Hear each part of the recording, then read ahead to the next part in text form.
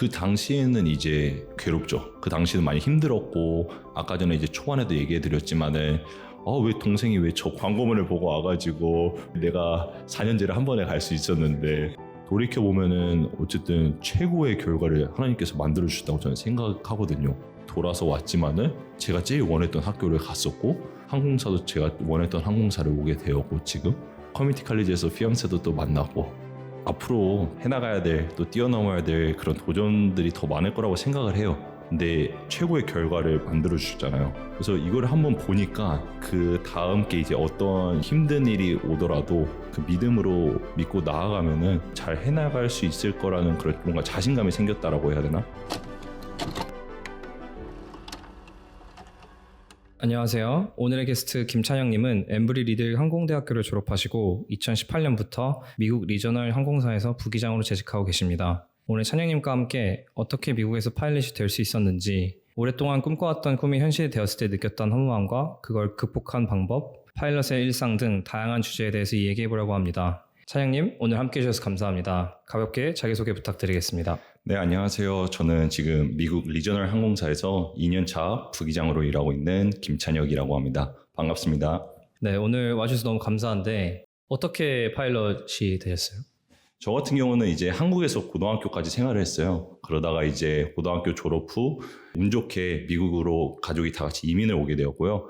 그 과정 속에서 이제 처음에는 유학원 없이 진행을 하게 되었어요. 이제 미국 항공대학을 알아보던 도중에 유타밸리라고, 그때는 이제 거기가 조금 떴던 학교였거든요. 혼자서 다 진행하고 이제 미국을 오게 되었고요. 이렇게 유타밸리를 가게 됐는데 너무 학교가 좋았어요. 제가 꿈꾸던 그런 미국 대학교 생활도 보이고, 기숙사도 다 사인업하고 오고, 캘리포니아로 가족이 오게 되었어요. 그래서 이제 다 준비하고 캘리포니아에서 2, 3개월 있다가 이제 스프링 학기 들어가는 시점이었는데, 그때 이제 제 동생, 여동생이 갑자기 아파트에 학교 홍보문을 하나 보게 돼요. 그게 이제 커뮤니티 칼리지 2년제 학교였는데 그 학교가 오렌지 코스 칼리지라고, 거기 갑자기 에비에이션 프로그램이 있다고 광고문을 보게 돼요. 항공 프로그램. 그렇죠. 처음에 그 얘기를 이제 동생이 아빠한테 하게 돼요. 그래서 아빠는 괜찮은데? 왜냐면 아빠는 20년 전에 이제 미국 뉴저지에서 대학 생활을 하셨고, 그때 이제 그 2년제 대학을 아버님도 경험을 하셨어요. 그래서 그 과정이 너무 좋은 과정이고, 또 나중에 또 편입을 할 수 있는 그런 기회도 있는 걸 알다 보니까 아빠가 그러면은 유타밸리 그 대학교를 가지 말고 거기를 먼저 가라. 그래서 거기서 돈 학비를 아끼고 그리고 나서 이제 편입을 생각해봐라 했던 거죠. 많이 차이 나나요? 학비가? 학비가 유타밸리 같은 경우는 사립인데 이제 1년 지나고 나면은 이제 유타의 거주 그게 해당이 돼가지고 그래도 많이 싸지긴 한 편이죠. 아, 커뮤니티 칼리지는 그 동네에 거주하는 거주민들 상대로 좀 싸게 해주는. 그렇죠. 여기 커뮤니티 칼리지 제가 알아봤던 여기 OCC 학교는 유학생 신분이 아니었고 영주권 신분이다 보니까 학비가 거의 한 절반보다 더, 거의 안 내도 될 정도로 엄청 싸게 다닐 수 있었죠. 근데 사실 그러면은 한국에서부터 준비를 하셨다 하셨잖아요. 그 그렇죠. 항공학교를. 그러면 그 항공학교를 준비하는 과정에서 기대감도 엄청 있었고, 심지어 등록까지 다 하고, 아, 이거 진짜 파일럿의 꿈을 이제 이룰 수 있겠다, 이 좋은 대학교에서라고 생각을 하고 들뜬 마음에서 있었을 텐데, 되게 짧은 시간 안에 그 코스가 엄청 변경이 됐고, 그렇죠. 어떻게 보면은 주변에서 볼 때 좀 더 안 좋은 대학교라고 평가할 수 있는 커뮤니티 칼리지를 가게 된 거잖아요. 제가 생각하기에 지금은 어떨지 모르겠지만 그때 당시에는 좀 많은 생각이 들었을 것 같은데, 좀 아쉬움이나 이런 건 없었나요? 지금 돌이켜보면은 당연히 아쉬움은 없는데, 그 당시는 이제 좀 마음속에 아쉬움과 조금 화남이 있었죠. 왜 동생이 하필 그 공고문을 보고 와가지고 왜 이렇게까지 아빠의 마음을 흔들어 놨는지 그랬었죠. 근데 지금 돌이켜보면은 너무 좋은 선택이었고, 그 기회를 통해서 먼저 캘리포니아의 가족과 함께 먼저 정착할 수 있는, 제가 이민을 왔잖아요. 그래서 제가 혼자 유학했으면 또 외로울 수 있었는데 먼저 가족과 같이 시간을 보내면서 2년제 학교를 다닐 수 있으면서 처음 초기 정착할 때 안정화되는 그 과정 속에서 뭔가 더 마음이 편안해질 수 있었던 것 같아요. 가족이라는 존재가 그럴 때 참 든든하니까. 그렇죠. 네. 같이 옆에 있는 상황에서 또 새로운 도전을 할 수 있으니까 그게 참 좋았던. 그러면은 2년제 다니다가 편입을 하는 것과 4년제 다니고 바로 파일럿이 되는 거랑은 조금 다른 과정이 있나요? 학비를 세이브할 수 있으면 다들 그렇게 편입을 할 것 같은데 그렇지 그렇죠. 않는 이유가 있나요? 사람들이 이 과정을 잘 모르세요, 사실은. 왜냐면은 이제 한국에서 오시는 유학생분들은 대부분 유학원 통해서 많이 오시는데, 유학원 같은 경우는 이제 4년제랑 협업이 돼 있고 거기서 또 커미션도 받고 하다 보니까 4년제를 많이 홍보를 하게 되죠. 물론 2년제로도 홍보를 하긴 하는데, 어쨌든 미국 시스템 자체가 편입하고 4년제로 가서 거기서 졸업증을 딱 받았을 때는 4년제 졸업하기가 나오거든요. 똑같은 거거든요, 결론적으로 봤을 때. 좋은 점은 4년제를 가도 처음에는 다 교양 과목밖에 안 들어요. 뭐 심리학이나 뭐 수학이나 기본적인 것들 다 어쨌든 여기 2년제에서 다 할 수 있는 거거든요. 절반 가격도 안 되게. 그래서 엄청 학비를 아낄 수 있는 메리트가 있고, 결론적으로 봤을 때도 4년제 학위는 똑같기 때문에, 최종 학위는 편입한 학교 이름으로 나오기 때문에 사람들이 잘 몰라서 그렇지 저는 이 방법이 정말 좋은 것 같더라고요, 돌이켜봤을 때는. 거의 그래도 한 1억은 세이브할 것 같은데 2년 있으면. 그렇죠. 또 이제 4년제 학교를 이제 주립대로 가냐 사립대로 가냐에 따라서 조금은 다르겠지만은, 사립대로 갈 경우에는 이제 엄청 많이 아낄 수 있게 되죠. 그리고 코스웍 같은 게 4년제보다 조금 더 쉬울 수도 있으니까 초반에 이제 만약에 한국에서 바로 오시는 분들 같은 경우에는 적응하는데 시간도 여유롭게 좀 가져가면서 미국 생활도 적응하면서 딱 자리 잡았을 때 이제 4년제로 옮길 수 있는 그런 기회가 생기면서 진짜 좋은 옵션일 것 같네요. 맞아요. 저도 처음에 이제 영어가 모국어가 아니다 보니까 많이 정착하는데 이제 힘들 수 있는데, 기본 교양 과목 처음에 들으면서 또한 또 친구들이랑 사귀면서 영어 실력 좀 늘리고, 그다음에 이제 편입해서는 이제 전공 과목을 이제 그때는 조금 중점으로 듣게 되잖아요. 그때 이제 그런 전문 용어나 조금 더 편해진 그 영어 실력으로 한다면은 더 쉽게 졸업할 수 있었던 것 같아요. 거기서 편입을 엠브리 리들 항공대학교라는 곳으로 갔는데 되게 좋은 학교로 알고 있는데, 항공 쪽에서는 적응하는 데 문제는 없었나요? 아니면 바로 그냥 자연스럽게 갈 수 있었나요? 크게 적응하는 데는 문제가 없었던 것 같은데, 이제 저 같은 경우는 캘리포니아에서 플로리다로 갔기 때문에 플로리다 생활이 조금 이제 다르죠. 이제 기후가 거의 비슷하긴 한데 거긴 좀 더 습하고, 학업적인 측면에서 봤을 때는 이미 2년제를 경험을 해봤잖아요. 그러면서 이제 미국 대학 시스템이 어떻게 돌아가는지 알게 됐으니까 오히려 4년제 적응하는 데는 크게 무리는 없었던 것 같아요. 진짜 안 좋은 면이 거의 없네요. 진짜 이렇게 가는 게. 요즘 저도 상담을 많이 하고 있고 준비하시는 분들 얘기 들어보면 이 방법을 모르시거든요. 근데 내가 조금 영어가 많이 어려워서 유학의 길을 조금 고민하고 있다 하는 분들한테는 이 방법이 저는 좋은 것 같아요. 네. 미국 항공유학 생각해 보시는 분들 위해서 커뮤니티 칼리지로 넘어올 수 있는 그런 팁 같은 게 있을까요? 일단 항공 쪽 같은 분야는 제가 했던 길을 오고 싶은 분들에게는 이제 2년제 대학에서도 항공과 프로그램이 있는 학교들이 있어요.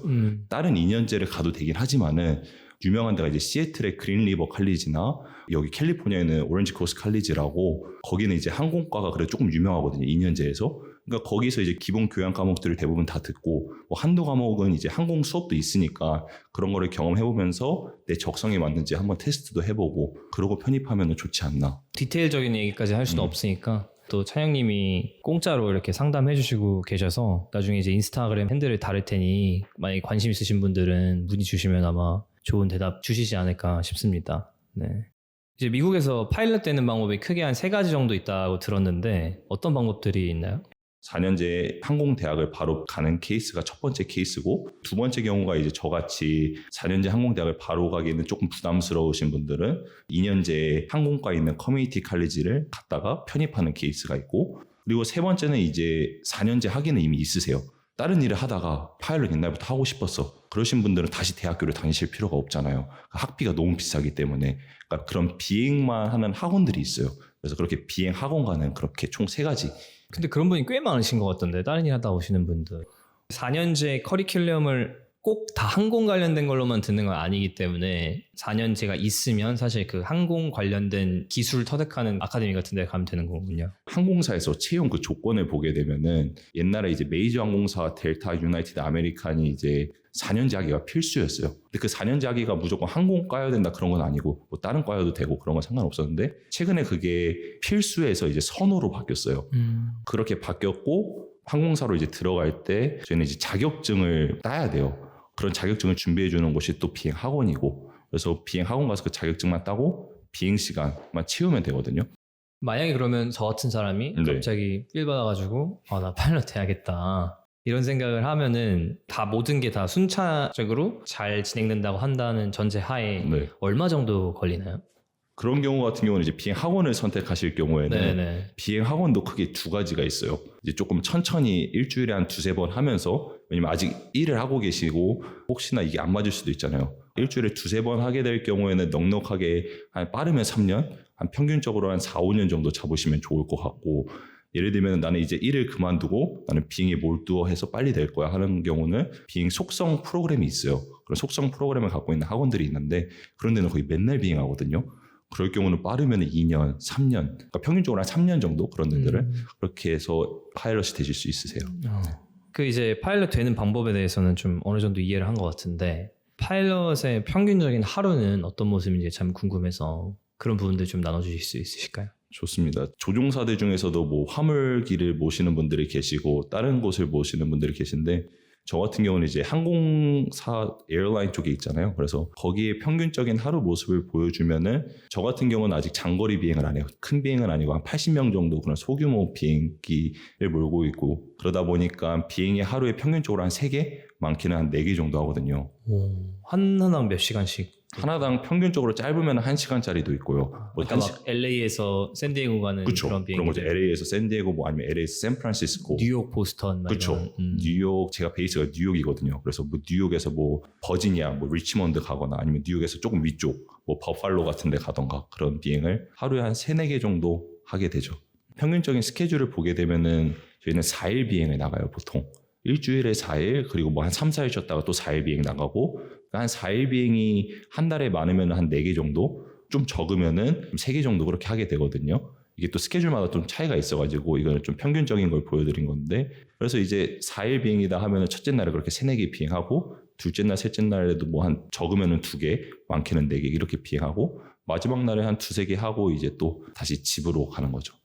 아, 그러면 약간 다시 뉴욕으로 돌아가는 비행기 배정을 받아서 예를 들어서 3-4개를 하면은 뭐 뉴욕에서 버지니아 갔다가 버지니아에서 다른 또 어디 가는 비행을 한두 시간 쉬다가 가는 건가요? 중간중간에 뉴욕을 잠시 들려요. 저희가 뉴욕 베이스이기 때문에 저희가 예를 들면 4일 비행이라고 하면은 총 3일을 다른 데서 자게 될 거 아니에요. 3박 4일이 비행인 거잖아요. 하루마다 돌아오는 게 아니고 그렇죠. 아, 그럼 4일 비행을 나가면 호텔에 되게 많이 지내겠네요. 그렇죠. 호텔 생활도 많이 하게 되고 그런 걸 또 부러워하시는 분들이 있는데 좀 이따가 한번 얘기 나눠드리고 첫째 날에 만약에 내가 비행이 3개다 하면은 뉴욕에서 시작했다가 버팔로 갔다가 버팔로에서 다시 뉴욕 갔다가 뉴욕에서 버지니아 뭐 리치먼드 가서 오늘은 거기서 자는 거죠.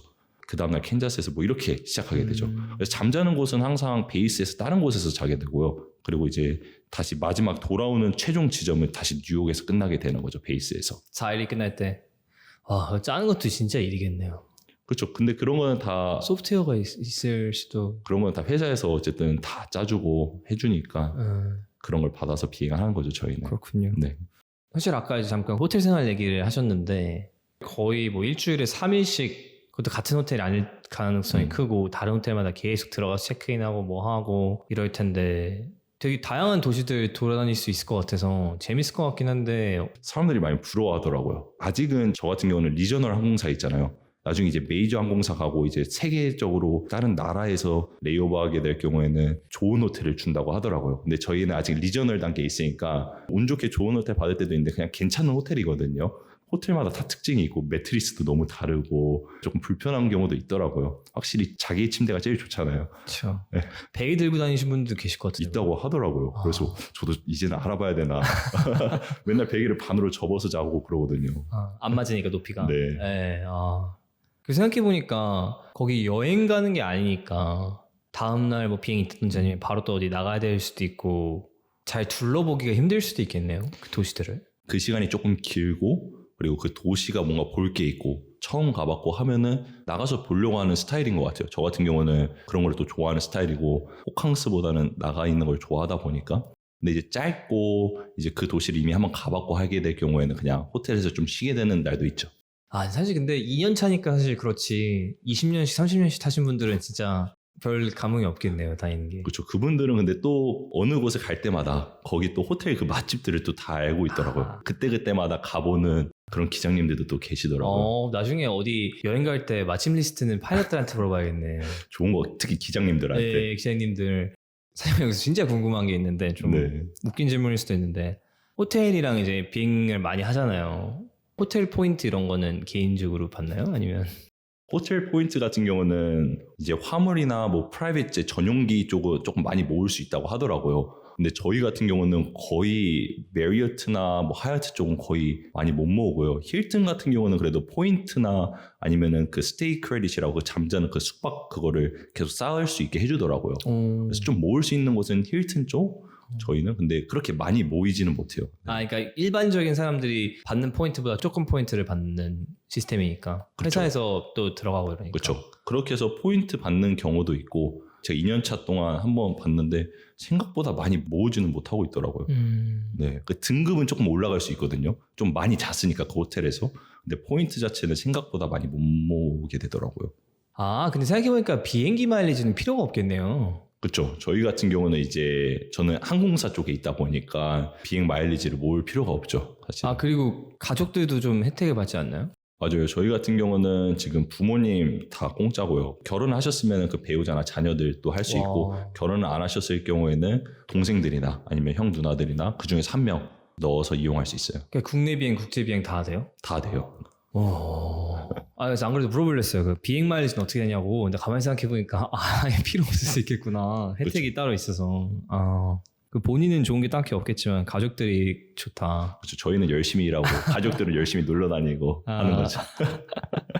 파일럿을 사는 와중에 일어난 상황들에 대해서 좀 물어보고 싶은데, 제가 비행기를 타면서 느꼈던 그 상황들을 파일럿들은 어떻게 느낄까, 아니면 어떤 상황들이 일어나는가 참 궁금해요. 그래서 예를 들어서, 날씨가 안 좋은 상황에서 왜 비행기가 지연되는지. 사실 그 지연이 항상 저 입장에서 짜증나기 때문에 파일럿 입장에서 지연들은 왜 일어나나요? 보통? 다양한 원인들이 있어요. 사실은 제일 큰 거는 이미 다 여러분들이 알고 계시겠지만은 날씨는 저희가 컨트롤할 수 없는 부분이잖아요. 어느 날은 비 와서 멈출 것 같은데 가고 어느 날은 또 안 가잖아요. 그렇죠. 또 날씨의 또 그 심함 정도에 따라서 다르죠. 구름 높이가 있고요. 그 구름이 이제 하늘에 얼마나 덮여 있는지랑 구름의 높이 그리고 가시거리라고 이제 시야가 저희한테는 좀 중요하거든요. 그래서 그게 크게 두 개가 제일 중요하고요. 근데 구름의 높이가 왜 중요해요? 날씨가 안 좋을 경우에는 이제 구름을 뚫고 이제 활주로를 봐야 되는데 구름이 거의 활주로 다 왔는데까지도 안 보이면은 너무 위험하잖아요. 그래서 저희는 그게 정해져 있어요. 보통 한 200피트 정도 되거든요. 그것보다 더 밑으로 가거나 그럴 경우에 이제 눈 뜨자마자 구름 밖으로 나오자마자 이미 바퀴가 닿여 있으면 너무 위험하잖아요. 그렇죠. 네. 그러니까 착륙할 때 그렇죠. 그 착륙할 기상 때 특히. 상황이고 사실 착륙하는 거 딜레이는 타는 사람들은 그렇게까지 짜증이 안 나요. 저는 많이 못 겪어봤는데 이륙할 때 딜레이가 사실 짜증이 많이 나거든요. 그렇죠. 그거는 그런 거는 왜 일어나나요? 저도 다는 알지는 못하지만은 제가 경험해 본 바로는 특히 저는 뉴욕 베이스잖아요. 뉴욕이 딜레이 되기 진짜 많거든요. 공항들이 지연되기. 너무 많으니까. 뉴욕 그 조그마한 도시 안에 공항이 라과르디아 있고 JFK 있고 또 건너편에는 또 뉴욕공항도 있고. 아, 그러니까 그 안으로 들어오는 수많은 비행기들이 다 각자의 높이와 각자의 타이밍에 맞게 들어와야 하고 근데 나가야 하고. 근데 그거를 또 이제 관리하는 관제사는 또 부족하고 그렇게 될 경우에는 다 딜레이를 시켜버려요. 기본적으로. 근데 관제사 입장에서 짜증날 수도 있겠네요, 진짜. 관제사라는 직업이 저도 처음에는 해보고 싶은 직업 중 하나였거든요. 만약에 내가 파일럿이 안 됐으면 어떤 직업을 해봤을까 하면은 저도 항상 그 다음이 관제사였어요. 근데 제가 파일럿이 되고 나서 뉴욕 쪽을 이제 항상 비행을 하잖아요. 이거는 못하는 직업이다. 왜냐면은 저희는 관제사랑만 얘기를 하잖아요. 저는 관제사랑만 얘기하는데 관제사는 수많은 비행기랑 한 번에 얘기를 하게 되잖아요. 진짜 몇십 개 될 수도 있겠네요. 그렇죠. 그래서 이것도 정말 쉬운 직업은 아니다 라는 생각이 들었죠. 진짜 짜증날 것 같은데 하다가 많이 못 알아듣고 막 이러면은 그냥 딜레이가 그래서 또 일어나는구나. 어떻게 보면은 내려오는 것도 그런데 만약 올라가는 경우도 나가는 비행기들이 워낙 많다 보니까 그런 것도 다 컨트롤 해야 되고 그런 과정에서 이제 기상 상황이 안 좋지 않아도 그런 부분에서 또 지연이 생길 수 있고. 그렇죠. 네. 그 이륙할 때도 기상 상황 중에 보는 것들이 있나요? 항공사마다 조금씩은 다르긴 한데 일단 시야가 제일 중요하고요. 가시거리. 예를 들면 최근에인가 한 몇 달 전에 샌디에고에 워낙 그 바다 태평양이랑 가깝다 보니까 그 안개가 엄청 꼈잖아요. 그래서 이륙도 아예 못하고 가시거리가 저희는 제일 중요한 것 같아요. 이륙할 때. 네. 또 이제 또 궁금한 거가 도대체 항공 칵핏에서는 어떤 일들이 일어나는지. 저는 이제 한국, 미국 왔다 갔다를 꽤 하니까 그럴 때마다 내내 앉아서 막 집중을 하고 있나? 열 몇 시간을? 그럴 건 너무 힘들 것 같은데 또 어디서 들으면은 뭐 크루즈 모드가 또 있다고도 하고 근데 또 어디서 들으면은 뭐 새떼에 부딪히면 엄청 위험하다 막 이런 얘기도 하고 그래서 데이투데이에서 뭐 언제는 긴장을 좀 풀고 언제는 긴장을 하고 피하려고 하는 건 뭐고 저희 같은 경우는 이제 리저널 항공사잖아요. 그러다 보니까 이제 그런 장거리 비행보다는 짧은 비행을 많이 하게 되는데 1시간 정도 비행을 하게 된다. 그러면 생각보다 바빠요. 사실 이륙과 착륙 시에 저희는 제일 집중을 해야 되고 짧은 거리다 보면 저희가 이륙하자마자 내릴 공항의 기상 정보를 받아야 되고 그다음에 거기서 그 기상 정보를 갖고 어느 활주로를 내려야 되며 그리고 어떤 차트를 갖고 어떻게 서로 브리핑을 할 거고 그런 것들을 다 나눠야 되거든요, 기장님들과. 그러니까 한 30분 뭐 1시간짜리 짧은 비행은 생각보다 바빠요. 안에서 뜨자마자 바로 다음 거 내릴 준비해야 되는 내릴 준비를 해야 되니까 한 뭐 잠시 한 5분 정도 쉴 수는 있는데 근데 이제 비행이 2시간, 3시간 넘어가면은 그때는 이제 조금 올라가서 여유 있는 시간이 있기는 하죠. 날씨가 좋을 경우는 그래도 감사하게 조금 쉬면서 비행 계기판을 계속 지켜보고 있는데 이제 날씨가 안 좋을 경우에는 저희가 구름을 피해야 될 때도 있고 밤에는 이제 구름이 안 보이잖아요. 그럴 때는 오로지 그 레이더에 의존해가지고 집중을 많이 해야 되죠. 그래서 날씨가 안 좋을 때는 조금 더 집중을 하게 되는 경우가 있는 것 같아요. 그럼 날씨 좋을 때는 구름을 그냥 지나가도 별 지장이 없나요? 구름 지나갈 때는 항상 터뷸런스가 조금 있는데 그게 구름의 심함의 정도에 따라서 달라지거든요. 날씨 좋은 날에 이렇게 구름 없을 때 그때는 이제 좀 편하게 비행을 하는데 항상 긴장을 해야죠. 어떤 상황이 일어날지 모르니까. 그러니까 어느 정도 이제 올라와서 구름이 없는 상황에서는 좀 크루즈 모드를 하는데 장애물이나 뭐 새떼 같은 거나 이런 게 있으면 안 되니까 레이더 잘 보고 솔직하게 얘기를 해드리면은 연습을 좀 하고 싶다 하면은 수동 비행을 조금 더 많이 해요. 근데 이제 집중을 해야 되고 할 때는 오토파일럿을 조금 빨리 켜요. 그래서 이륙하고 몇 초 안 지나서 오토파일럿을 켜고 조금 더 비행 계기판에 집중하려고 하고 비행 절차에 집중하려고 하거든요. 그리고 이제 착륙하기 직전에 이제 풀어가지고 이제 랜딩을 하게 되는데 조금 연습하고 싶으신 분들도 있거든요. 비행 스킬을 조금 더 감을 익히시고 그런 분들은 조금 더 비행을 하죠. 더 높은 고도까지 올라가서 거기서 이제 오토파일럿을 켜게 되고 그리고 새떼들은 보통은 엄청 위에까지는 없어요. 이륙과 착륙 시에는 낮은 고도에 있고 새들이 언제 나타날지 모르니까 그때는 이제 조금 조심하게 되죠. 인상 깊었던 게 운전대를 잡으면은 집중을 해야 한다 생각을 했는데 오히려 그거보다 집중을 하기 위해서 안 잡는 경우가 많군요. 계기판 확인하고 이런 것들이 더 중요해서. 많은 분들이 조금 모르시는 부분도 있더라고요. 항상 기장님이 이륙 착륙 다 하시고 부기장님은 그냥 맨날 계기판만 보고 계시는 건가요? 하는데 그거는 아니고 미국 항공사에서는 다른 항공사는 제가 경험을 못 해봤기 때문에 크게 임무가 두 가지로 나뉘어져 있어요. 한 명은 비행하는 사람, 그걸 파일럿 플라잉이라고 하고요. 그 다음에 또 다른 사람은 그 계기판을 보면서 모니터링하는 사람, 관제사랑 계속 통신하는 사람을 파일럿 모니터링이라고 해요. 비행을 예를 들면 4개를 한다 하면은 첫 번째 비행을 이제 비행하시고 저는 이제 모니터링하고 두 번째 때는 이제 제가 비행하고 모니터링 하시고 이렇게 번갈아 가면서 하게 되죠, 보통은. 그러면 그 4일 비행 이렇게 나갈 때 같은 크루로 계속 다니나요? 아니면 첫날에 4일 동안 같이 비행할 기장님들과 승무원들을 보게 돼요. 승무원들은 뭐 중간중간에 바뀌는 경우가 조금은 많은 편이고 기장님들이랑은 이제 중간에 날씨나 비행기 정비 이슈나 그런 이슈가 없지 않는 이상은 똑같은 분이랑 가게 되고요. 그러면 되게 친해질 수도 있겠네요. 계속 같이 하니까. 맞아요. 첫째 날에는 이제 어색하죠. 저희도 서로 처음 보는 사람들은 좀 어색하잖아요. 처음 보는 사람들이 많나요? 조금 신기한 게 저희 항공 파일럿 업계는 모르겠어요. 한국이나 그런 쪽은 잘 모르겠는데 저희는 이렇게 4일 비행 한 번 하면은 그 기장님을 만날 일이 거의 없어요. 똑같이 한 번 다시 비행할 일이. 진짜요? 엄청 많나 보네요, 파일럿이? 파일럿이 많고 맨날 다른 베이스로 가시는 분들도 계시고 여러 가지 요인들이 있다 보니까 2번 같이 비행한 기장님이 2번밖에 없고 2년 동안. 네, 2년 근데 동안. 어떻게 보면 작은 항공사에 리저널 항공사에 있는데도 그렇죠. 그럼 진짜 큰 항공사들은 진짜 못 볼 수도 있겠네요. 그렇죠. 처음에는 이제 어색하죠. 저희 서로 만나서 이제 악수하고 이제 4일 비행하면은 재밌어요. 근데 미국인들은 대부분 스몰 토크를 좋아하면서 서로 알아가려는 그런 분들이 조금 많으셔가지고 오히려 네. 알아가려고 안 하면 더 고통스러울 것 같은데. 그렇죠. 너무 또 지루하고 네. 또 왜냐면 그 조그마한 공간에 둘밖에 없잖아요. 맞아. 그리고 그걸 4일 동안 내내 같이 해야 되는 거니까 또 워낙 또 미국인들 원래 스몰 토크 잘하니까. 그렇죠. 스몰 토크를 저도 처음에 어려웠는데 또 하다 보니까 이게 늘게 되더라고요. 스몰 토크도. 좀 뭐 팁들이 있나요? 좀 스몰 토크 잘할 수 있는 방법. 스몰 토크 일단 근데 뭔가 사람의 성향에 따라 또 다른 것 같고 그 기장님이 조종석을 어떤 분위기로 만들어 주냐에 따라서 저도 기장님이 좀 조용하신 분이면 저도 같이 좀 조용해지는 스타일인 것 같고 눈치 보는 스킬이 올라갈 수 그렇죠. 있게. 사회생활에 이제 말렙을 이제 찍을 수 있게 되는 거죠. 네네네. 저도 이제 공통점을 좀 찾았어요. 스몰 토크의 그런 주제들의 공통점을 좀 찾았는데 첫째 날에는 서로 알아가기. 그래서 서로 너 어느 비행학교 나왔어? 어디 지역에서 살아? 뭐 베이스에서 살아? 아니면 너 출근을 뭐 다른 주에서 멀리서 해? 뭐 이런 얘기를 하면서 이제 서로에 대해서 이렇게 알아가는 시간을 갖고 이제 둘째 날에는 이제 좀 이제 알아갔잖아요. 그래서 뭐 공통점이 생겼으면은 그거에 대해서 더 얘기하던가. 이제 셋째 날에는 이제 조금 많이 피곤하잖아요. 대화 주제가 조금 줄어들어요. 이미 많은 얘기를 또 나눴고 할 얘기도 없고 그럴 때 이제 별의별 질문을 하게 되죠. 무슨 스포츠 좋아하세요? 취미가 혹시 어떻게 되세요? 그렇게 하게 되고 마지막 날에는 이제 go home day라고 집 가는 날이거든요. 다시 텐션이 또 올라와요. 집을 갈 수 있다라는 그 희망과 그래서 너 오늘 집 잘 갈 수 있을 것 같아? 오늘 딜레이 없어야 되는데 이런 주제로 이제 그렇게 스몰 토크가 마무리되죠. 어떻게 보면은 첫날과 마지막 날은 어느 정도 주제가 정해져 있고 두 번째, 세 번째 날에 어떤 대화의 꽃을 피우기 위해서 공통점이 있는지 파악하는 경우가 있는데 그 공통점 파악 주제들 중에 느끼실 때 go to 그러니까 항상 사용하는 그 몇 가지 그게 있나요? 예를 들어서 뭐 스포츠라든지. 그렇죠. 저는 스포츠 좀 많이 하는 것 같아요. 왜냐면은 스포츠도 서로 좋아하는 게 맞으면은 그거에 대해서 엄청 얘기를 또 오래 나눌 수 있거든요. 4일 부족하죠. 그렇죠. 또 야구 좋아하시는 분들, 뭐 축구 좋아하시는 분들, 미식축구 좋아하시는 분들 그런 얘기 많이 하게 되고요.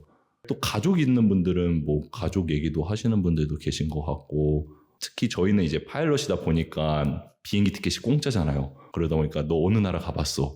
그리고 저는 또 한국인이다 보니까 한국에 관심 있는 분들은 나 한국에 관심 있는데 뭐 아니면 일본에 관심 있는데 너 혹시 거기 가봤어? 거기 가면은 어떤 것들 해보면 좋을 것 같아? 이런 것들을 많이 물어보시더라고요.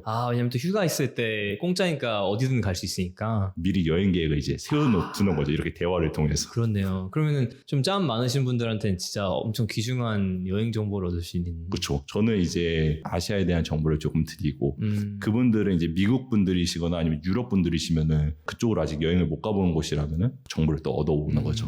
저 좀 나중에 알려주세요. 따로 연락 주시면 이제. 네네네. 아니 그 너무 웃긴 게 이제 가다가 힘들어지고 말수 적어진다는 게 그 등산하는 것 같이 처음에 막 올라갈 땐 막 신나가지고 떨다가 어느 순간 가만히 생각해 보면은 우리 1시간 동안 아무 말도 안 했네 이럴 때 있잖아요. 그렇죠. 그래서 뭔가 그 두 번째 날, 세 번째 날 피곤할 때 그런 게 생각이 나는 것 같은데 되게 신기한 것 같아요. 저도 파일럿들이 당연히 다 친할 줄 알았어요. 당연히 다 알고 서로 다 친하고 이럴 줄 알았는데 신기한 직업이다. 그러니까 비행을 좋아해서 파일럿이 됐는데 비행만 하는 건 아니구나 파일럿이. 그래서 다른 부분들 때문에 이 직업을 힘들어할 수도 있겠다라는 생각이 들더라고요. 그렇죠.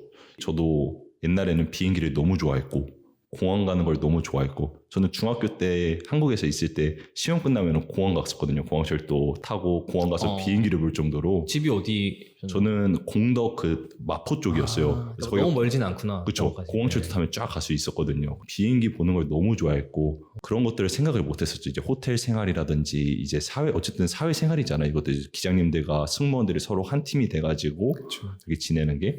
그래서 이제 처음 왔을 때 많이 어려웠던 부분이 사실은 있어요. 저는 이제 비행만 좋아서 이제 했다가 항공사 조종사가 됐는데 이 호텔 생활 저는 조금 뭔가 가족과 시간을 보내는 걸 중요시 여기는 사람이다 보니까 떨어져 지내야 되잖아요. 4일 동안. 집에서 없는 시간이 너무 많. 그렇죠. 그러다 보니까 이제 거기서 오는 이 직업을 내가 선택한 게 맞나 싶다라는 생각이 한번 들었었죠. 초창기에는. 내가 평생 꿈꿔왔던 꿈과는 현실과는 조금 달랐던 부분이 있었던 거네요. 그렇죠.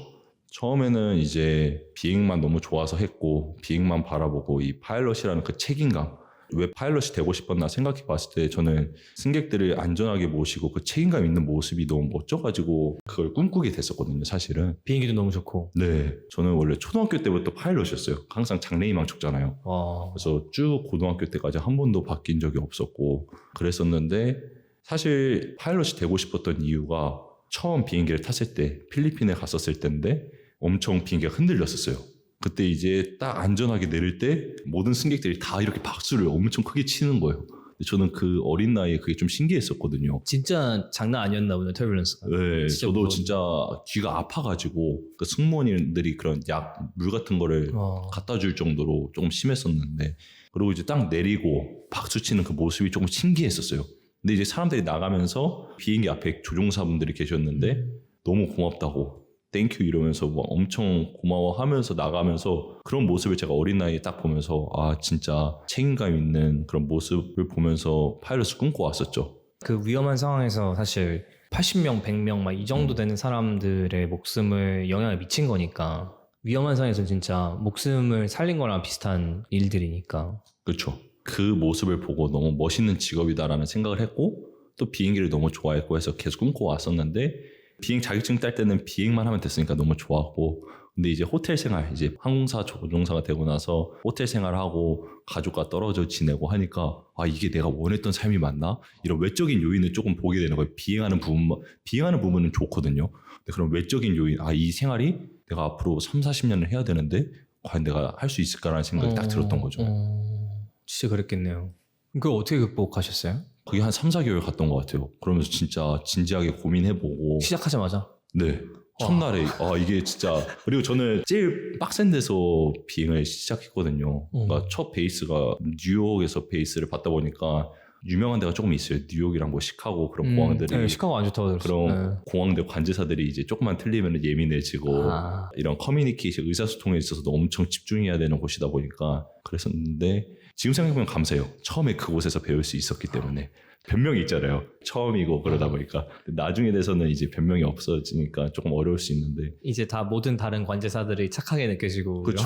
이제 다른 거 가면 너무 착하고 왜 이렇게 착하게 얘기해주지 그럴 정도로 그랬는데 한 3, 4개월 지나고 나서 이제 저희는 비행 랜딩한 사람이 끝나고 조종석 문 밖에 나와가지고 인사를 해요. 승객들한테 오늘 좋은 하루 되세요 이렇게 인사를 하는데 승객 미국 분들은 대부분 리액션이 많이 좋으세요. 맞아요. 네, 그러면서 항상 뭐 땡큐 이러고 고맙다고 막 이렇게 표현을 해주고 너도 좋은 하루 보내 하는데 그때가 이제 조금 터뷸런스가 심했던 날이었고 좀 이제 랜딩하기가 제가 조금 힘들었었던 게 바람이 많이 불었었거든요. 근데 아무튼 안전하게 이제 랜딩하고 그때가 또 밤이었고 저도 지쳤을 때였는데 갑자기 어떤 할머니 분이 저를 손을 잡으면서 진짜 너무 고맙다고 저 덕분에 안전하게 왔다고 이렇게 딱 하는데 그때가 그 제가 옛날에 파일럿을 꿈꿨을 때 그 모습 있잖아요. 비행기 내리면서 그 봤던 그 파일럿의 그 제가 동경했던 그 모습이랑 딱 겹치면서 아 내가 이래서 파일럿을 하고 싶었지 그러면서 힘이 나더라고요.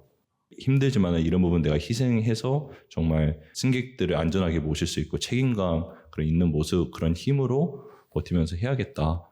그때 이제 생각하는 그 관점이 좀 달랐던 것 같아요. 아 내가 이걸 어떻게 하면 30년 40년 버틸 수 있을까 이런 힘든 생각만 했는데 긍정적인 생각으로 바뀌었던 것 같아요. 가끔 이제 일하다 보면은 어떤 일이든 어느 정도 매너리즘에 빠지게 되고 반복적인 일 하게 되고 이런 상황에서 되게 힘들어지는 경우들이 많은 것 같은데 사실 뭐 항상 모든 경우가 그런 건 아니지만 잘 풀린 경우에는 내가 하고 싶은 일을 하고 있는 거잖아요. 근데 그 애초에 생각한 이유가 있었을 거고 그렇게 하고 싶었던 이유. 근데 그거를 피부에 와닿게 해줄 수 있는 그런 행동들을 최대한 많이 전략적으로 배치해봐도 좋겠다.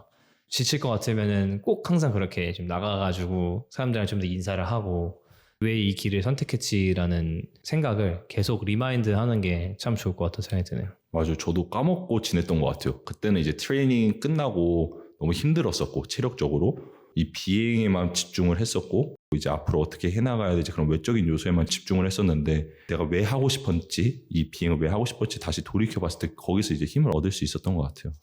항공사 파일럿들만 그런가요? 아니면 화물 움직이는 그런 파일럿 분들도 그런 호텔 생활과 이런 힘듦을 많이 하시나요? 일단 파일럿들은 방금 얘기해 주셨듯이 크게 세 가지가 있었는데 이제 항공사 아니면 전용기 모는 조종사 그리고 화물 조종사가 있는데 생활 패턴이 너무 달라요 사실은. 아, 세 개가. 아, 생각해보면 그리고 그 군대 파일럿도 있겠네요. 그렇죠. 이제 군대 조종사가 있는데 그거는 이제 좀 따로 보자고 하고 나머지 두 개를 보면은 화물 조종사 같은 경우는 일단은 대부분 큰 비행기를 몰고 스케줄 자체도 지구 거의 한 바퀴를 이렇게 돌고 오는 거의 스케줄이거든요. 저도 아직 경험은 못 해봤지만 16, 17을 쫙 나갔다 오고 그리고 이제 나머지 한 12일, 13일을 쫙 쉬는 거거든요. 그게 또 맞는 사람은 또 그 화물 항공 조종사를 선택하게 되는 것 같고 아, 진짜 몰아서 맞고 그 다음에 쭉 쉬는. 보통 싱글인 분들이 많이 하실 수 있는 직업이라고 저는 좀 생각이 들어요. 왜냐면 가정이 있고 뭐 자녀가 있으면은 그렇게 오랜 시간 비워두면은 조금 힘들잖아요. 또 자녀를 또 돌봐야 되는 상황이고 또 어린 나이의 자녀라면은 특히 싱글인 분들한테는 저는 괜찮은 직업인 것 같고 전용기 조종사 같은 경우는 이제 보통 한 7일 정도 나가고 한 7일 정도 쉬고 7일 정도 나가고 7일 정도 쉬고 그래서 장단점이 있는 것 같아요. 이것도 잘 알아보고 해야겠네요. 자기 생활 패턴에 맞는. 그렇죠. 그것들 사이에서 이직은 그래도 활발하게 되나요? 좀 경험이 있고 채용 시장만 좋으면은 저는 괜찮은 것 같아요. 파일럿에 조종만 있는 게 아니라 여러 부분들이 있다라고 아까 얘기를 했는데 제가 생각했을 때 사실 이제 인간관계에서 계속 만나는 사람들 때문에 힘든 경우도 정말 많지만 그러니까 만나는 사람들이 계속 바뀌면 뭔가 삶의 리듬이나 아니면 이렇게 딱 정해진 패턴들이 많이 없을 것 같아서 그런 부분들에서도 힘들지 않을까. 아니면 계속 새로운 사람들 만나니까 그 사람들과 계속 이야기를 해야 되고 계속 더 알아가야 하고 또 잘 지내야 하고 그런 부분도 있지 않을까 하는 생각을 했었거든요. 또 맞아요. 그래서 일단 파일럿 준비하시는 분들이 이 부분을 또 모르고 준비하시는 분들도 계실 것 같은데 파일럿마다 너무 성향이 너무 다르고요. 성격들이 너무 다르고 이게 잘 맞으면 너무 좋은 직업이라고 저는 생각이 들고 좀 힘들 수도 있지만 또 어떤 분들은 또 조용하신 분들도 계시고 또 사람마다 다 다른 거고 항공 조종사 쪽은 에어라인 쪽 같은 경우는 4일 비행만 하면 끝이잖아요. 그래서 만약에 조금 서로 안 맞았으면은 그분이랑 볼 일이 조금 없잖아요. 아예 없으니까. 네, 아예 없고 그리고 저희는 그런 것도 있어요. 저희 이제 스케줄을 이제 신청을 할 때 누구랑 비행하고 싶은지 아니면 누구랑 비행을 조금 피하고 싶은지 그런 것도 조금 올려놓을 수 있거든요. 그러니까 조금 자기랑 안 맞다 하면은 그분의 이름을 그러니까 블랙리스트. 블랙리스트 그렇죠. 그리고 또 어떤 분은 나는 이분 기장님이 너무 좋아. 이분이랑 너무 하고 싶어 하면 그분을 또 올려놓으면은 또 항공사에서 이렇게 해주거든요. 스케줄을. 그런 거 있어서는 너무 좋은 것 같고 승무원도 그런 똑같은 시스템이 있다고 하더라고요. 저희는 비행기가 작다 보니까 2명밖에 안 타거든요. 승무원이. 근데 그 둘이 부부예요. 부부. 와. 그래서 둘이 맨날 서로 같이 비행을 맨날 한다고 하더라고요. 서로 맨날 같이 신청을 해가지고 거의 맨날 비행한다고. 그런 것도 좋은 것 같아요. 그것도 뭐 사실 양쪽 의견 들어봐야 될 것 같긴 한데 한쪽에서 이제 강요당하는 걸 수도 있어서 네, 농담이고 그럼 막 엄청 잘 맞으면 막 서로 번호 교환도 하고 이러나요? 개인적으로 번호 교환도 하고 그다음에 이제 인스타도 뭐 나누는 경우도 있고 저희 항공사 같은 경우는 이제 스케줄 그 앱이 있는데 그 스케줄 앱에 친구로 추가할 수 있어가지고 그 친구를 추가하게 되면 그 친구의 스케줄이 떠요. 그래서 이 기장님이 지금 어디서 비행하고 있는지 아니면 운 좋으면은 이제 이분도 지금 뉴욕에 계시네, 나도 뉴욕에 있네. 그러면 이제 연락하면서 인사도 하게 되고 그런 경우도 있죠. 지금 또 파일럿 특성상 특이한 관계가 있을 수 있다는 생각을 했는데 어떤 일을 할 때 단둘이 좁은 공간에 꽤 높은 선배와 그렇게 오랫동안 같이 뭘 하는 직업들이 많이 없는 것 같거든요. 되게 여러 면에서 뭐 인생 면에서도 그렇고 많이 배울 수 있는 기회가 있을 것 같은데 그렇게 다녔던 기장님들이랑 인생 이야기 좀 하면서 되게 와닿았던 것들이나 아니면 좀 배웠던 것들이 있을까요? 맞아요. 저도 처음에 이제 비행할 때는 비행적인 측면만 봤었거든요. 이 기장님들한테서 파일럿 스킬적인 부분, 기술적인 부분을 노하우를 얻을 수 있을까 이런 쪽에 초점을 맞췄다라면은 제가 이제 한창 집치고 파일럿 생활을 어떻게 쭉 해나갈 수 있을까 그런 거에 대해서 조금 얘기를 나눠봤을 때 긍정적으로 항상 얘기해 주시는 부분들이 계셨었어요. 그래서 그분들한테 너무 좋은 걸 얻었던 게 이제 파일럿들이라면은 매너리즘, 맨날 똑같은 루트 이게 처음에는 조금 설레고 할 수 있지만 맨날 왔다 갔다 똑같은 것만 하시잖아요. 그러다 보니까 그런 매너리즘이나 그런 거에 빠지실 수 있는데 어떤 기장님을 만나는데 그분께서는 항상 딜레이가 나도 무슨 상황이 나도 항상 긍정적이신 거예요.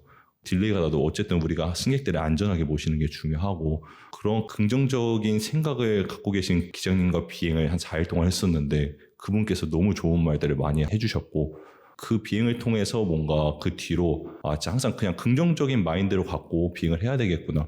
우리가 컨트롤할 수 없는 부분들이 있잖아요. 특히 파일럿은 날씨나 정비 같은 경우는 그런 일이 생겨도 어쨌든 우리의 목표는 승객들을 안전하게 모시는 거다. 그런 마인드로 나아가니까 이 비행 생활에 있어서 조금 다르게 접근할 수 있었던 것 같아요. 저 같은 경우는 스킬적인 것도 좀 많이 물어봐요. 회사가 어떤 프로시저라고 절차를 줘요. 그 안에서는 무조건 안전하게 해야 되는데 그것만 지키면 그 안에서 조금씩 다르거든요. 혹시 날씨 안 좋은 상황이 있을 때 뭐 레이더 이런 키거나 레이더 조작하는 방법도 조종사들마다 조금씩 다르거든요. 비행 기술적인 것도 많이 물어보는 것 같아요. 기장님이 혼자서 갑자기 다른 거 하시는데 그거 안 물어보면은 모르는 거거든요. 기장님 뭐 하시는지. 그래서 항상 물어보면서 아 이런 거 하시는구나 그러면서 경험을 사는 거죠. 제가 그렇게 물어보면서. 네, 진짜 배움의 창고 같은. 그렇죠. 배움의 창고라고 제가 방금 표현을 했는데 내 태도에 따라서 진짜 이 배움의 창고가 삶 살면서 정말 많은 경우들이 있다는 걸 느끼더라고요. 그러니까 어떤 상황이든 배울 수 있는 게 있고 항상 성장하는 사람들이 있고 그냥 이렇게 가만히 있는 사람들이 있는데 그 차이가 무엇일까라는 생각을 많이 하는데 이게 궁금해하는 태도랑도 관련이 있다라고 생각을 하거든요. 근데 뭔가 차장님 보면서 그래서 항상 이렇게 질문한다라고 하셨던 것들 내가 이해가 안 된다고 하면은 질문하시려고 한다는 그 자세가 참 인상 깊은데 일부러 이렇게 막 다 물어보고 하려고 하는 그런 이유가 있나요? 도움이 됐다고 많이 느꼈나요? 언제? 처음에는 잘 질문을 못하는 스타일이었어요. 중고등학교를 다 한국에서 나오다 보니까 수업은 열심히 듣는데 이제 질문하는 거는 잘 못하는 스타일이었거든요. 이 질문은 주목을 받고 내가 바보 같은 질문을 한다라는 생각이 들 때도 있고 그래서 그쵸. 그래가지고 이제 미국에 왔을 때 저도 이제 처음 학생 조종사였잖아요. 이제 자격증 준비할 때 그때는 교관들한테 사실 많이 질문을 못했던 것 같아요. 초반에는 제가 더 혼자서 알아보려고 제가 갖고 있던 질문들을 그냥 인터넷에 검색하면서 제가 스스로 학습하려고 했던 근데 그러면 시간이 너무 오래 걸리고 이게 답이 맞는지 그게 정확하게 모르게 되더라고요. 그러니까 그 상황에 또 적용하는 건 또 다른 문제일 때도 있고 그렇죠. 네, 정보 아는 거랑 딱 그 상황에 맞게 적용하는 거랑은 다른 부분이니까 그때 만약에 질문을 했으면 어떻게 보면 딱 이 연결이 될 수 있었던 건데 그렇죠. 그때 바로 물어봤어야 됐는데 근데 그게 제가 생각이 한번 전환점이 바뀐 게 저희는 이제 관제사랑도 소통을 하게 되고 관제사 소통을 못 알아듣는 경우도 처음에는 많거든요. 학생 조종사 시절에는 너무 전문 용어고 아 전문 용어요? 어렵나요? 뭐 처음에는 어려워요. 뭐 어떻게 예시 하나 혹시 뭐 예시 같은 경우는 그냥 turn left heading 050 maintain 5000 그걸 딱 지금 리드백 하셔야 돼요. 딱 듣자마자 뭐라고? 다시 한 번만 turn left heading 050 maintain 3000 이렇게 뜸을 들이는 순간 관제사는 이제 시카고에서 짜증내고 뉴욕에서 짜증내고 그렇죠. 이제 그런 데들은 그렇죠. 3000은 뭐 altitude 고도 turn left 해야 되고 뭐 어디 그쵸. 아무튼 근데 그걸 다시 반복을 해야 하는구나. 그렇죠. 그런 전문 용어가 뭐 하나만 이렇게 뭐 예를 들면 turn left heading 030 이렇게 얘기하면은 그것만 하면 되는데 그런 게 한 5-6개 이렇게 얘기할 때는 저희한테 갑자기 수많은 정보가 들어오고 부담감이 있잖아요. 네. 그래서 뭔가 실수를 많이 하게 되죠. 근데 그 실수를 통해서 배우는 거고 못 알아들었으면 저도 학생 시절에 바로 이렇게 교관 쳐다봤거든요. 대신 대답해 주세요 이러면서. 근데 저희한테 가장 큰 필살기가 say again이에요. 다시 한번 말해주세요. 한두 번은 쓸 수 있거든요. 그러니까 그거를 제가 바로 못 알아들었으면 교관한테 의지하려고 했다기보다는 한번 찬스를 한번 썼던 것 같아요. 한 번 더 들어보고 제 힘으로 해보려고 했던 거 그런 것도 있었고 제가 크게 와닿았던 경우는 교관을 했을 때예요. 사실은 저는 이제 학생 때는 몰랐는데 교관을 하다 보니까 한 번 할 때 10명 정도 학생을 많이 좀 가르쳤었는데 학생들도 스타일이 다 달라요.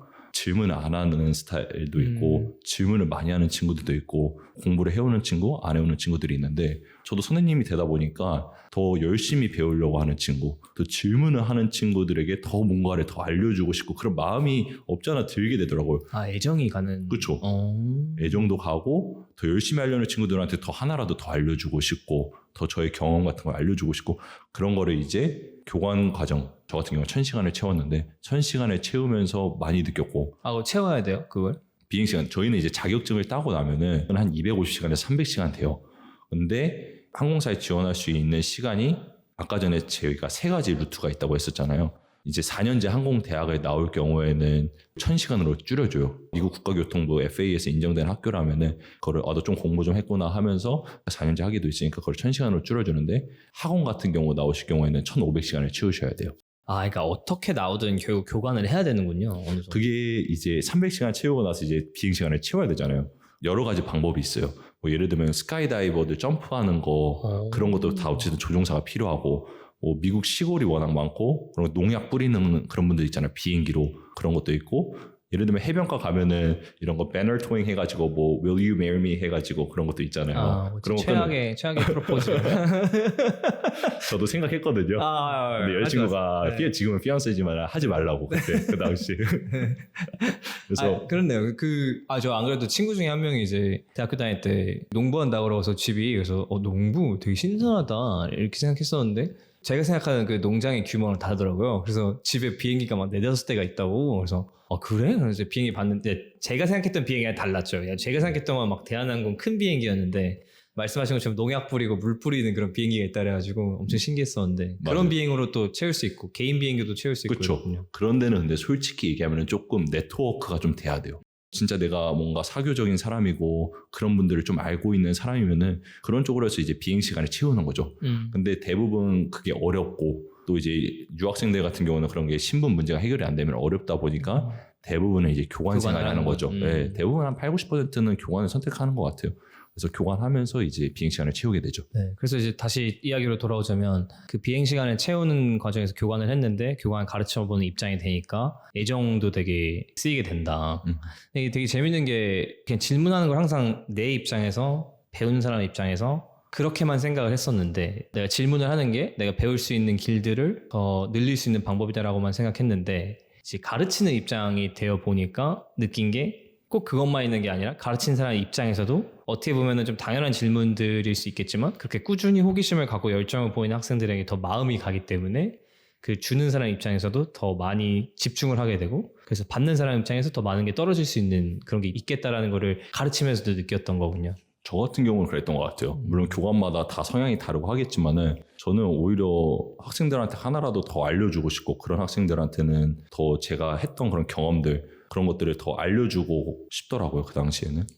그래서 그 이후로 뭔가 질문을 더 많이 해야 한다라는 그 접근 방법이 생기고 그래서 이제 커리어 할 때도 계속 하나씩 물어보는 그런 자세를 갖게 되신 건가요? 그렇죠. 이제 교관 때는 학생들보다는 이제 좀 경험이 많았던 사람이었던 거잖아요. 그러다가 이제 다시 경험이 적어지는 이제 부기장 역할로 왔는데 그런 경험을 바탕으로 훨씬 많은 비행을 하셨고 다양한 경험들을 하셨으니까 더 질문을 해야 되겠구나. 그분들의 시간과 경험을 사는 거다. 이렇게 생각이 들어가지고 많이 물어보려고 하는 것 같아요. 이렇게 물어보시면 항상 보통 반응이 나쁘지 않았고 오히려 미국인들은 알려주고 말하는 걸 너무 좋아해가지고 이렇게 딱 얘기하면은 자기 스토리를 거의 1시간 정도 풀어요.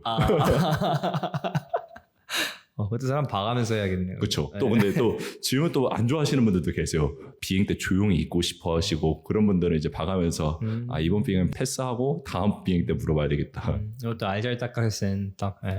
네, 너무 좋네요. 질문하는 태도 가르치는 사람 입장에서 들었던 게 참 신선했던 것 같아요. 그래서 그렇게 다양한 경험하는 것도 참 중요하겠다. 어떤 일을 할 때 공부를 할 때 가르쳐 보기도 하고 그런 얘기 하잖아요. 진정한 깨달음은 가르칠 때 온다. 그래서 공부할 때도 친구들 물어보면은 가르쳐 주라고 가르쳐 주면서 내가 말로 하면서 생각이 정리되고 이런 경우들도 많다고 하니까 그러보는 것도 참 좋겠네요. 맞아요. 확실히 교관 생활을 하면서 많이 저도 늘었던 것 같고 공부도 그렇고 그다음 특히 저는 커뮤니케이션 이 관제사랑 소통하는 거 왜냐면 저는 이제 교관이잖아요. 학생들이 못 알아들으면 저는 무조건 알아들어야 되는 상황이잖아요. 내가 마지막 보루니까 진짜 신경을 써야 되는 거구나. 학생이 못 알아듣고 나도 못 알아들으면 학생이 저를 어떻게 생각하겠어요. 그래서 저도 엄청 그때 많이 늘었던 것 같아요. 사실은. 오히려 더 치열하게 책임감 있게 해야 하니까. 그렇네요. 교관을 했던 경험이 또 되게 다른 경험들로 또 이어졌을 것 같은데 왜냐면 제가 지금 어떤 일을 하고 계신지 아니까 Fly with Kim이라고 그 인스타그램을 만들어서 아까 저희가 얘기했듯이 뭐 무료 상담도 좀 해주고 미국으로 넘어오려고 파일럿 하는 분들한테 도움도 주시고 파일럿의 생활이나 아니면 팁들을 올리는 그런 인스타그램 채널을 운영하고 있는데 어떻게 그런 인스타그램 채널을 만드시게 되셨어요? 가르치고 나누는 이런 거에 대한 기쁨을 좀 많이 느꼈던 건가요? 대학생 시절로 돌아가서 유학원 통해서 하지 않았잖아요. 사실은. 그러다 보니까 제가 혼자서 부딪혀야 되는 상황들이 많았고 혼자서 예를 들면 학업 플랜 짜는 거랑 비행 자격증 그런 공부나 그런 것들을 다 혼자서 다 해왔었어요. 사실은. 그러다 보니까 많이 얻은 것도 있고 대학교에서 이제 3, 4학년 됐을 때 이제 후배로 들어오는 형 동생들이 있었어요. 유학원 통해서 온 형 동생들이 있었는데 유학원은 이제 유학을 도와주는 업체잖아요. 그래서 이제 막상 여기 오고 나서는 조금 힘들어 하더라고요. 실질적으로 이제 학업적인 부분이나 뭐 비행을 공부하는 그런 부분에 있어서 많이 힘들어하는 걸 느꼈죠. 그러니까 AS가 되는 것도 아니니까 그리고 그쪽 입장에서도 모든 그런 분야들에 대해서 다 케어를 해줄 수 없으니까 보내주는 것까지는 전문이지만 이후부터는 어떻게 보면 각자 도생인 경우가 있는 거군요. 그래서 많이 힘들어 하더라고요. 그러다가 제가 친했던 형 동생들이 있었는데 그런 고민을 하고 있다는 걸 알게 되었어요. 그래서 다 짜줬죠. 갖고 와라. 일단 학업 플랜 다 갖고 와라. 내가 다 짜주겠다. 이 수업은 이 수업을 들어야 된다. 이 과목은 이 수업을 듣고 이렇게 해야지 조금 더 효율적으로 학교 생활 4년을 빨리 끝낼 수 있고 그리고 비행 공부할 때는 이런 웹사이트 보고 그런 거를 다 알려줬었죠. 그러다가 이제 졸업을 하고 저도 이제 교환생활 바빴고 항공사 취업하면서 트레이닝 때문에 많이 바빴었다가 조금 이제 안정기로 들어가는 순간 그때 생각이 들었던 거죠. 아, 이걸로 내가 뭘 해보면 좋겠다. 1대1 오픈 채팅방을 하나 만들었어요. 근데 이제 또 어떻게 아는 분들이 찾아서 들어오셔서 질문 같은 걸 하시더라고요. 근데 그게 처음에는 빈도수가 적었는데 어느 순간부터 갑자기 매일 한 명씩 진짜 계속 오는 거예요, 연락이. 카페에 누가 공유했나 보다. 그런가요? 그럼 더 네. 감사할 텐데. 네. 그래서 한 명씩 계속 오다 보니까 이제 제 피앙세도 그렇고 형 동생들한테 이런 얘기를 했는데 한번 해봐라. 뭐 인스타 같은 걸 한번 만들어봐라. 유명해져봐라. 한번 이러는 거예요. 그러다 보니까 이제 인스타그램을 만들게 되었고 처음에는 이제 파일럿의 하루 뭔가 이런 생활도 궁금해하시는 분들이 많아서 저 너무 궁금했어요. 진짜. 그래서 그런 부분에 먼저 초점을 맞춰서 그냥 파일럿의 삶만 공유하는 그런 걸 해야 되겠다 했었는데 생각보다 많은 분들이 어떻게 파일럿이 될 수 있는지 어떻게 공부를 해야 되는지 그런 것 쪽으로 많이 물어보시더라고요. 그래서 파일럿 상담을 해야 되겠다. 일단 무료 상담도 만들었었죠. 사람들이 많이 찾아주시고 모든 질문들이 다 해결됐다고 했을 때 그런 뿌듯함이라고 해야 될까? 저도 어쨌든 제 쉬는 날 시간을 내서 하는 거잖아요. 그래서 저도 조금 쉬고 싶고 그럴 수 있는데 오히려 그분들이 감사하다고 얘기해주고 또 끝나고 나서 카톡이나 DM으로 길게 답장이 와요. 오늘 너무 감사했다고 정말. 이거는 내가 돈을 받고 하기보다는 그냥 내가 쉬는 날 너무 많이 하기보다는 진짜 딱 시간을 정해놓고 정말 필요하신 분들 위해서 30분 상담을 해드려야 되겠구나. 그렇게 해서 지금 하고 있는 거고요. 이제 게시물로는 이제 조금 더 공부 쪽 컨텐츠나 그런 거를 더 올릴까 지금 생각하고 있습니다. 이제 꿈에 대한 구체화를 시켜주는 게 참 진짜 의미 있는 일인 것 같아요. 이게 그냥 꿈에서 내 목표가 되는 과정을 도와주는 것 같아요. 그게 좀 현실적으로 내가 진짜 앞으로 나아갈 수 있겠구나라고 해줄 수 있는 누군가 인생에 큰 영향을 주는 일이기 때문에 얘기 들으면서 진짜 뿌듯하겠다라는 생각도 들고 사실 그런 카톡 하나 이런 거 때문에 하는 거잖아요. 그 할머니 악수 막 이런 거. 저도 막 그런 팟캐스트 하다가 댓글들이 달리는 경우들에 너무 도움이 많이 됐다라는 그런 것들을 들으면은 정말 힘들고 스트레스 받고 이러다가도 그거 하나 보고 좀 다시 힘내고 하고 정말 힘이 그런 게 나죠. 있어서, 그래서 따뜻한 댓글만 부탁드리겠습니다. 네. 조금 더 그 차장님의 가치관 아니면은 삶을 바라보는 태도에 대해서 물어보고 싶은데 좋아하시는 글귀나 좌우명 같은 게 있으세요? 제가 또 책을 막 엄청 많이 읽는 스타일을 또 아니어가지고 뭔가 그런 좌우명이나 글귀를 세워두고 살아갔던 적은 많이 없었던 것 같아요. 근데 저는 크리스찬이다 보니까 제가 정말 항상 마음속에 두고 있는 그 성경 구절이 하나가 있거든요. 여호수아 1장 9절에 강하고 담대하라. 두려워하지 말며 놀라지 말라. 네 하나님 여호와가 너와 항상 함께 하셨느니라.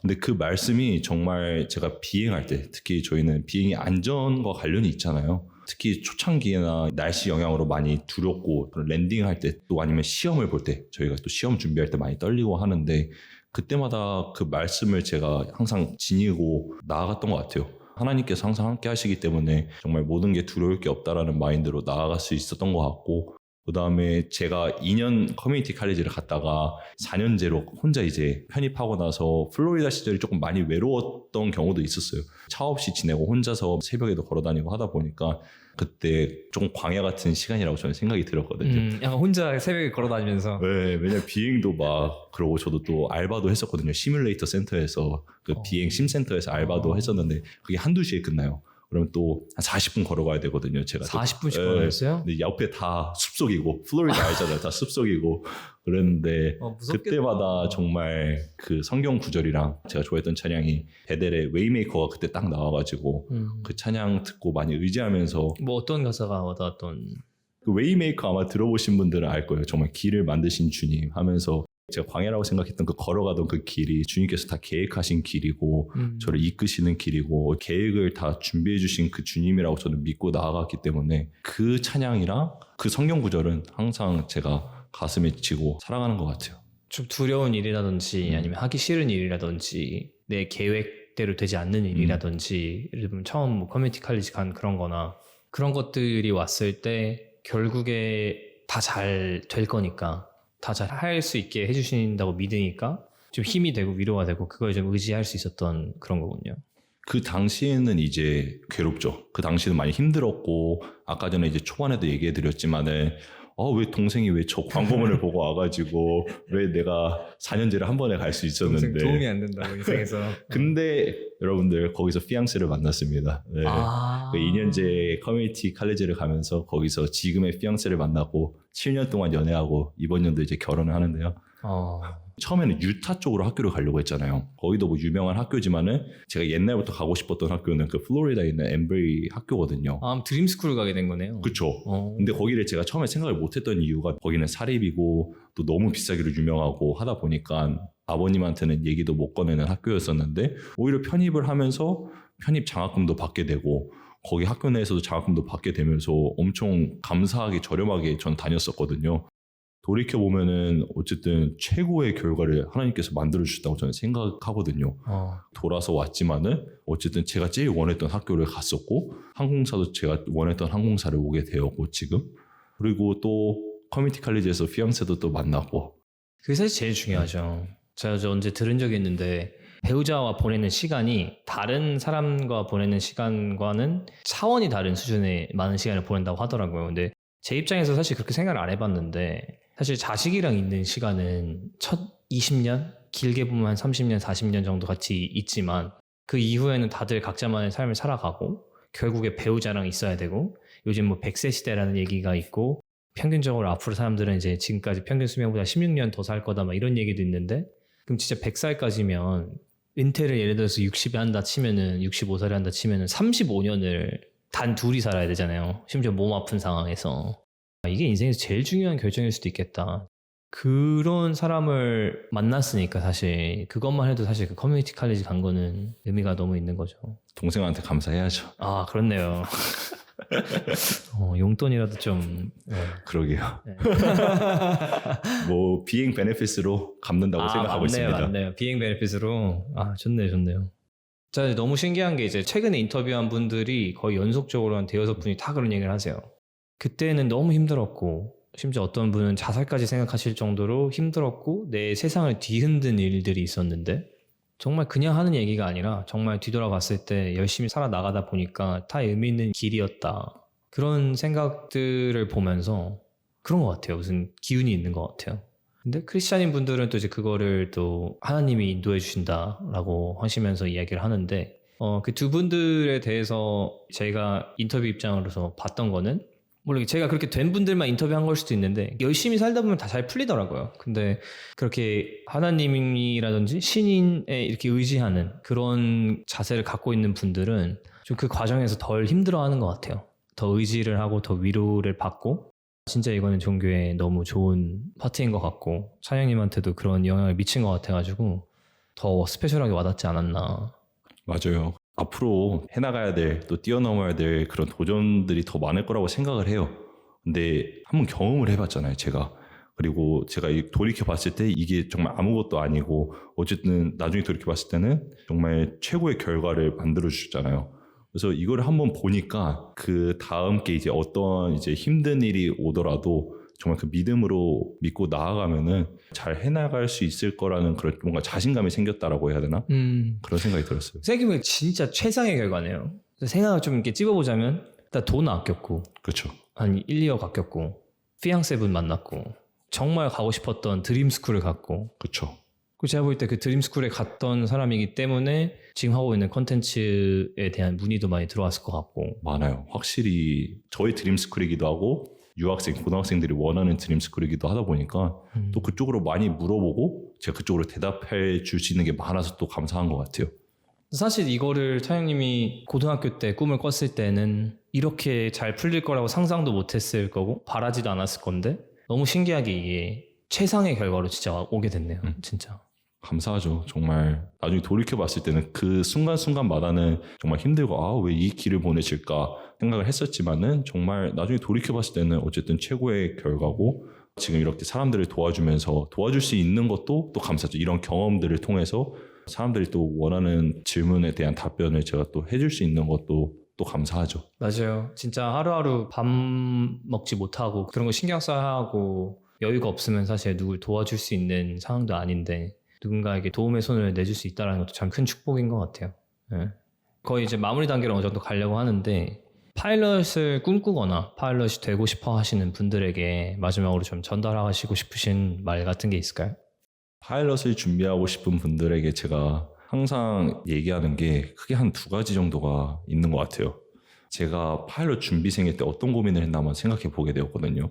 그때 모습을 돌이켜 보면은 남들과 조금 비교를 하게 돼요. 저도 그랬고, 이게 안 그럴 수도 있겠지만은 이제 파일럿 공부를 하다 보면은 같이 공부하는 그 친구들이 생기잖아요. 같은 자격증을 바라보고 그 순간순간에. 근데 어떤 친구는 나보다 너무 빨리 해요. 너무 잘하고. 그리고 또 어떤 친구는 뭐 나보다 느린 친구도 당연히 있겠죠. 뭐 내가 평균일 수도 있고 뭐 조금 못하는 친구일 수도 있는데 나도 저렇게 좀 빨리 하고 싶다 그런 생각했는데 그게 너무 쉽죠, 그렇게 되기가. 그게 어느 분야든 다 그런 것 같아요. 사실 비교를 하게 되잖아요. 사람이란 게 어쩔 수 없이. 근데 제가 느낀 거는 어쨌든 다 나중에 자격증을 다 따게 돼 있거든요. 어느 순간에 다 자격증 따게 돼 있고 어느 순간에는 다 파일럿이 돼 있어요. 사실은. 그렇기 때문에 너무 비교하지 않고 서로 그냥 서로 정보도 많이 공유하면서 파일럿 공부를 열심히 했으면 좋겠고, 또 아까 전에도 얘기했지만은 항상 배우려는 자세를 가지면은 교관들은 언제나 도와주려고 있거든요, 사실은. 그러니까 항상 질문 많이 하고, 특히 한국에서 조종사 준비하시는 분들은 너무 창피하지 말고 모르는 거 있으면 당당하게 질문했으면 좋을 것 같아요. 그 본인 느끼셨을 때 학교에서 좀 느리게 오셨던 분들이나 어떻게 보면 이 형 잘할 수 있을까라고 했던 그런 걱정됐던 분들도 결국에 다 자격증을 따고 파일럿이 되는 걸 보면서 이게 결국에 버티기만 하면은 되는구나, 너무 비교하지 말고 버텼으면 좋겠다, 이런 메시지를 던져주고 싶으신 거군요. 자기만의 페이스가 다 있는 것 같아요. 어떤 사람은 또 비행 스킬이 빨리 느는 반면에 의사소통 쪽이 조금 오래 걸리고. 여러 부분들도 있으니까. 네, 다 있으니까 이 비행 스킬적인 것만 봐서 이 사람이 왜 이렇게 나보다 잘하지? 이런 거 보면은 이제 자신감이 떨어지고 또 주눅 들게 되잖아요. 그러니까 너무 비교하지 말고 어쨌든 자기가 갖고 있는 그 강점을 항상 생각하면서, 저는 근데 팀워크도 좀 중요하다고 생각하거든요. 서로 같이 공부하는 친구들이 있으면은 서로 뭐 정보 안 주려고 하지 말고 서로 같이 열심히 하면서 서로 파일럿의 길을 열심히 걸어 나갔으면 좋을 것 같아요. 그런 커뮤니티에서 이제 비교하는 기본적인 자세를 어느 정도 최대한 내려놓으려고 하고 자기 자신한테 집중하면서 주변 사람들 도와주고. 비교하는 생각이 안 들 수는 없을 거예요. 저도 그랬고.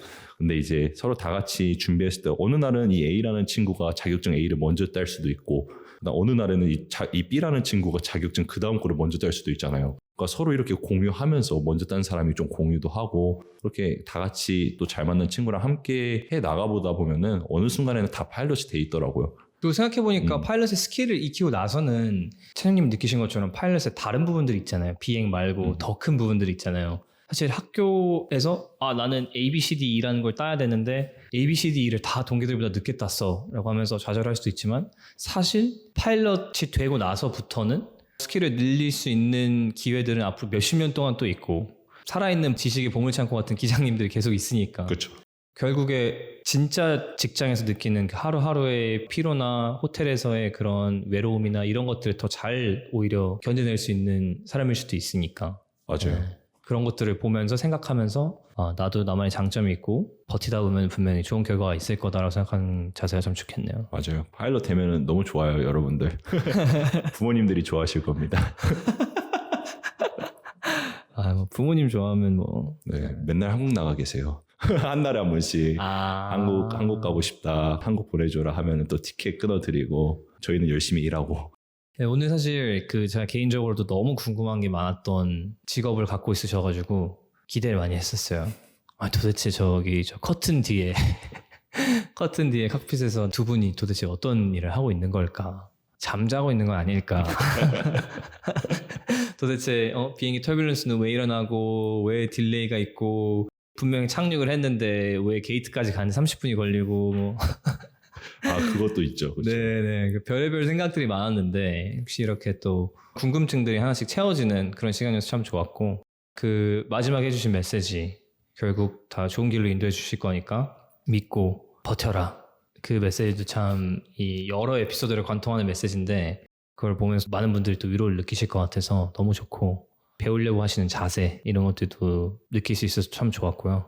미국 항공 유학 이게 어떤 사람들한테는 그러니까 가능하다는 것도 몰랐을 꿈이었던 것 같은데 항공 기장 한다고 생각하면 뭐 대한항공 생각하고 국내 항공만 생각하시는 분들도 있을 텐데 국내 비행이 정말 많잖아요. 미국 국내 비행이 엄청 많죠. 파일럿들 수가 한국보다는 훨씬 많을 것 같아요. 그래서 이런 기회들도 있다. 그리고 이런 기회들을 살릴 수 있는 방법들은 이런 게 있고 그 과정들을 너무 잘 설명해 주신 것 같아서 너무 재밌는 에피소드였고요. 오늘 이렇게 시간 내주셔서 너무 감사합니다. 감사합니다. 네.